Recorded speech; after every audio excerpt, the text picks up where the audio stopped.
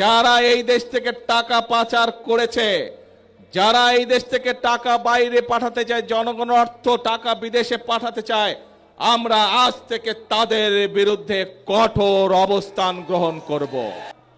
এই জনগণের টাকা আর পাচার হতে দেব না। আমরা জনগণের টাকা দিয়ে জনগণের জন্য কাজ করা হবে, জনগণের অর্থ দিয়ে দেশের জন্য কাজ করা হবে, দেশের ভাগ্যের পরিবর্তনের জন্য কাজ করা হবে, জনগণের জন্য কাজ করা হবে। কাজে ইনশাআল্লাহ টাকার কোনো অভাব হবে না। আসুন, যারা এই দেশ থেকে টাকা পাচার করেছে, যারা এই দেশ থেকে টাকা বাইরে পাঠাতে চায়, জনগণের অর্থ টাকা বিদেশে পাঠাতে চায়, আমরা আজ থেকে তাদের বিরুদ্ধে কঠোর অবস্থান গ্রহণ করব।